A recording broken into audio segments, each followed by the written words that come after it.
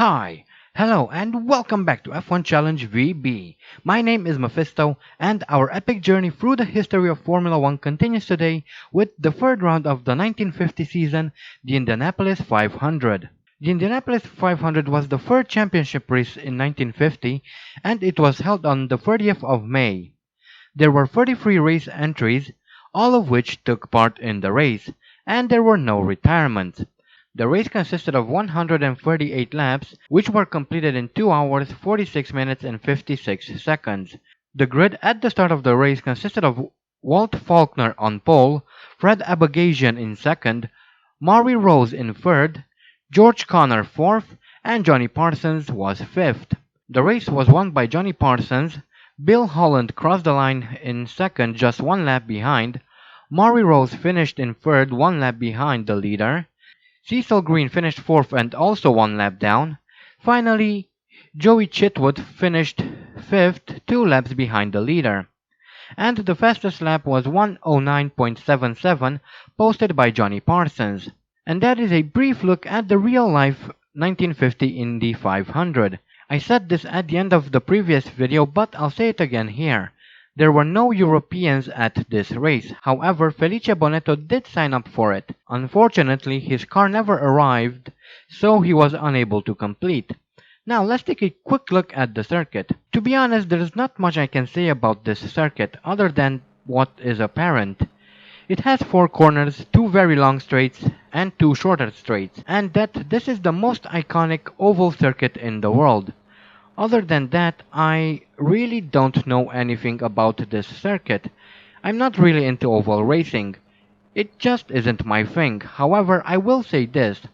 Oval racing is not as easy as some think it is. There is a bit more to it than just going left for almost 3 hours. And here is qualifying as we approach the line to post the first lap of this session, which is a 17.68, which places us in pole position for the moment, which is absolutely amazing. Let's hope we can keep this up and improve on this time. Next we set a 16.7, which is even better. That's almost an entire second faster than the previous one. And now finally a 16.70, which is the fastest lap I could post. Unfortunately, later on, Felice Bonetto managed to beat that by a 13.5, something like that. So we will not start from pole. Actually, we will not even start from second because the game again decided to throw me down into a random place. And here we are with the grid walk. We have Prince Bira in pole, Felice Bonetto second, Luigi Fagioli is third, Nino Farina is fourth, Indy Alpha, and rounding up the top 5 is Louis Rosier in the Talbot Lago. Alberto Ascari is sixth, Juan Manuel Fangio, interestingly enough, is down in seventh, Raymond Sommer is eighth, Teo Serafini ninth, Peter Whitehead is in 10th. Our guy Andy Higgs managed to secure 11th, Rec Parnell is 12th, Eugène Chabot 13th, 14th is Cabantu, Philippe Tancelin 15th, Louis Chiron 16th, David Hampshire is 17th, Harry Schell is down in 18th in his Cooper, Cuff Harrison is 19th in the second ERA, Crosley 20th, Joe Kelly 21st, and last but not least, Robert Manzon in 22nd in his Simca Gordini. So this is the Indianapolis 500. A fair bit of warning, there are going to be a lot, and I mean a lot, of retirements. The AI is kind of dumb around here, even though the layout of the circuit is quite simple, to be honest. I mean, come on, there are 4 corners which you can take at full speed, so yeah, for some reason the AI cannot cope with that. And we are now down in 11th as Rec Parnell takes 11th from us, and there's already an incident, so we move back up into 11th, which is kind of nice. And there's one of the Talbots, that was Louis Rosier, it seems, but it looks like he managed to recover his car as he's now following us. And we now pass Rec Parnell to take 11th, 9th even, and here is a replay of that start. A little bit of smoke coming off my rear tires, but that's okay, as we all rush into turn 1. A bit of a slow start. Almost, I had a pretty decent start, but I kind of got boxed in, so unfortunately I couldn't really make too many places there. And here is Philippe Etancelin, who crashes into the wall and is out of the Indianapolis 500. So that is our first official retirement as cars try to get around them. And now we are in 8th and chasing Rec Parnell for 7th, which we actually managed to get here on the second lap. So next is Alberto Ascari, who it seems will pass very very soon. Yes, and that's 6th. We are one spot below the points. And this is only lap 2. We are doing very very very well. So, next we have another replay. This is Teo Serafini, who loses control of his car, crashes into the wall and loses his front right wheel. So that's the second retirement. And here is Joe Kelly in the Alta, and someone crashed into him and lost his rear right wheel. And that someone was, it seems, Louis Rosier in the Talbot Lago, who also lost a wheel and is also out of the Indianapolis 500. And next we have Peter Whitehead, who loses control of his Ferrari, I think he's driving, crashes into the wall and is out of the race. That's 4 or 5 retirements in just 3 laps, which is kind of interesting. And thanks to that we are now up in 5th and chasing after Juan Manuel Fangio, who is 4th. And we have a yellow flag, and that was one of the Altas. Next, lap 4, we are now chasing after Felice Bonetto, and honestly I kind of don't understand what's going on, because there are already people who are lapped, and this is Cuff Harrison, who is coming around and for some reason slows down and decides to end his race. There is no sign of any damage to the car, so I'm not really sure what happened there. But we now move up into 4th. That's a total of 3 points if we manage to finish here. Next is lap 6, and we approach a bunch of both lapped cars and other cars that we are actually racing against, and we move up into 2nd. And we only have Fagioli to worry about, as Farina takes 2nd from us. Very well done from him, a good overtake there. But I'm going to look at trying to regain that position, use a little bit of his slipstream, take the low road here, and maybe as we come onto the start-finish straight we might be able to overtake Nino Farina. And it looks like we have better speed somehow than that Alpha. I'm not really sure how the ERA is doing this, but yeah, we just overtook an Alpha based on pure speed. Somehow the ERA is faster. So that's 2nd. Next is Luigi Fagioli, and here we are coming up on a few lapped cars, and Luigi Fagioli seems to be caught up in that struggle, and we are now in the lead of the Indianapolis 500, which is absolutely amazing. I would have not thought about being able to do this, let alone this quickly. And this is Cabantu in his Talbot Lago, and it looks like he's going to retire as he's driving very very slowly at the edge of the circuit there. Not entirely sure what happened to him, but I think he might have crashed before. But yeah, it seems that that's the end for him as well, as we just passed another lapped car on lap 8. So we're doing very well at the moment. We are slowly building a gap on Fagioli. It's now a 6.2 second gap between the two of us on lap 10. And we're doing very well. And this is Crosley in his Alta, who loses control of the car and for some reason after this decided to retire from the race.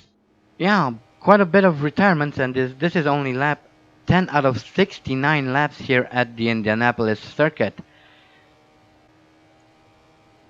Moving on, we managed to build an even bigger gap to Fagioli. It is now a 15-second gap as we come around a lapped car.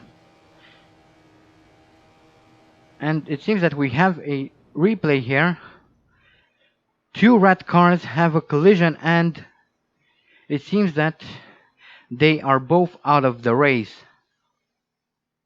At least that's how it looks to me from here.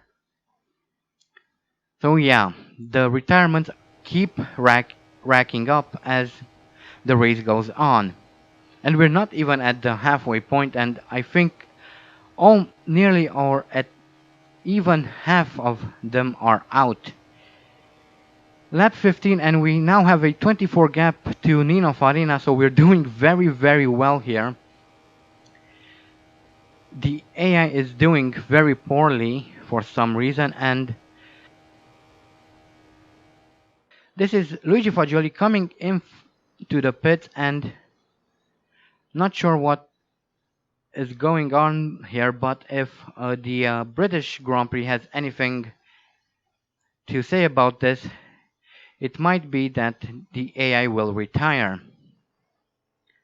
And yeah, Fagioli is out of the race.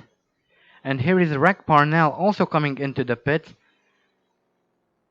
Something tells me that the pit stops for the AI is bugged, which might cause a problem here, and I might have to consider turning fuel consumption and tire wear off, because if this continues on, would be a very bad thing.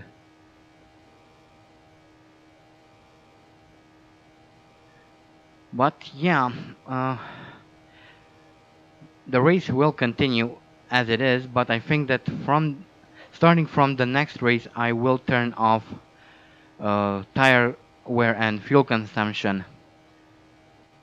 And here is Nino Farina, who slows his car down and decides to retire from the race for no reason. Although I think he might have run out of fuel. I mean, I see no reason why he would just stop his car like that. Anyway, now in second place is Juan Manuel Fangio. He's 31 seconds behind. We are on lap 17.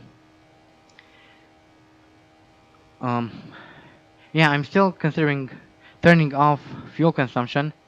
And here is Juan Manuel Fangio, who again slows down for no reason whatsoever and decides to retire from the race.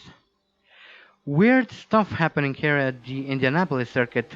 I really don't have words to describe what's going on, and there it is. Nino Farina officially retires from the race now. As we come to lap one of the red cars, not sure which one that is. Now on lap 21, I finally had to come in to pit. As you can see, Prince Bira is in second, one lap behind us, so he's very far behind. Kind of a weird race here. Not sure what is going on. A lot of retirements, and most of them happened in the pits. So I'm really considering on turning off, as I said, turning off fuel consumption and tire wear. And someone loses control of their car there. And that was Felice Bonetto. Here it is. Here's the replay. He comes around this bend and somehow loses the control of his car and retires from the race eventually. Yeah, I realize that the commentary is kind of awful, but I really don't know what to say, and I crashed in one of the cars I was trying to lap, who for some reason decided to squeeze me and I lost my front left wheel. It was Raymond Sommer who actually blocked me there, and he is out of the race as he lost his rear right wheel. I lost my front left wheel. However, I will try to finish the race with only three wheels on the car.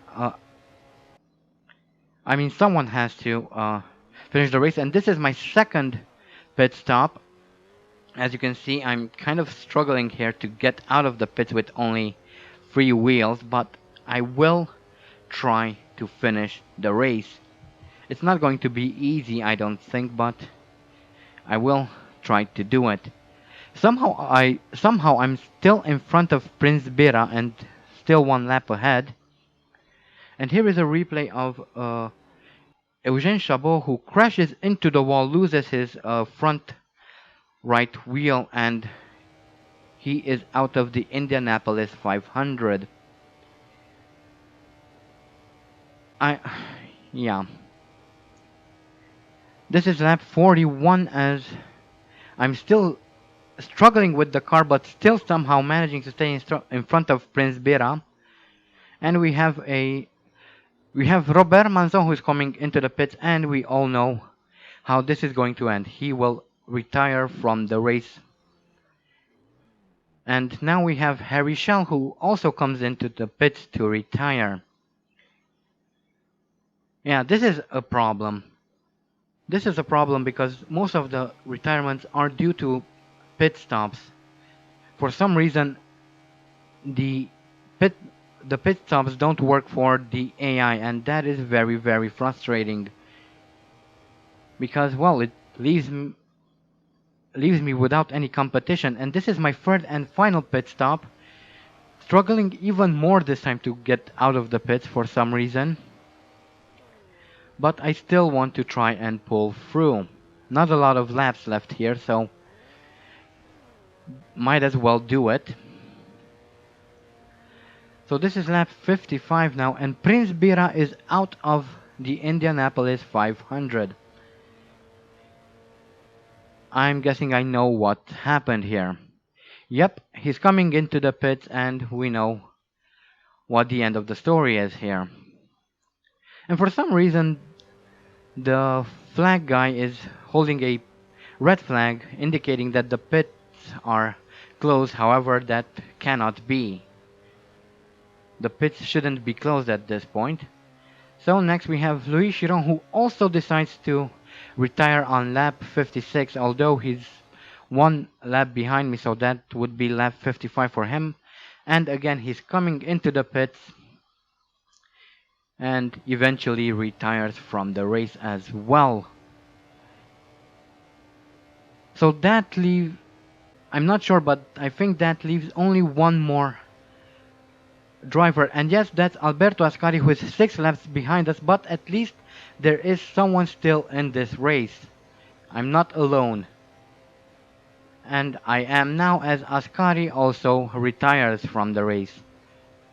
This isn't going very well for the AI, is it? And here is Ascari coming into the pits, and he's going to retire. With only just a few laps remaining in the race, I will have to turn off tire wear and fuel consumption because this isn't working. And now we're coming around to finish the 69 laps of this Indianapolis 500, and we win the race. And because no one actually completed 90% of race distance, I am going to be the only one who scores points here in Indianapolis, which is a bit of a shame. I really don't have words to describe this race. It was a very, very weird race, but it had to be done because it is part of the official calendar. So yeah. I really wish the pits would have worked properly. I didn't actually test that. I always assumed that the AI just retired because, well, the AI is dumb and crashed a lot. I never looked at replays. And here are the career statistics. Andy Higgs entered 3 Grand Prix up until now. His best start is 11th, best finish is 1st, has 1 win obviously, 16 points. He has completed 124 out of the 127 total laps, has 2 bronze trophies, 1 gold trophy, and as an extension 1 podium. So, thanks to everyone retiring, we take the lead of the 1950 World Championship for drivers. I never would have expected this, although there are 4 rounds left, and after the Swiss Grand Prix, which is our next race, we will start dropping points, and that will affect the outcome as I mentioned before. And looking at the results, it seems highly unlikely that Farina will win the championship. I think it's going to be a three-way race between our guy Andy Higgs, David Hampshire, and Harry Schell. But let me know what you think. Who do you believe will win the championship? Anyway, that is it from the 1950 Indianapolis 500. Again, our next race is the Swiss Grand Prix at Bremgarten. I'm really looking forward to it. So until next time, I hope you guys enjoyed this video. Thank you all so much for watching, and as always, stay sharp.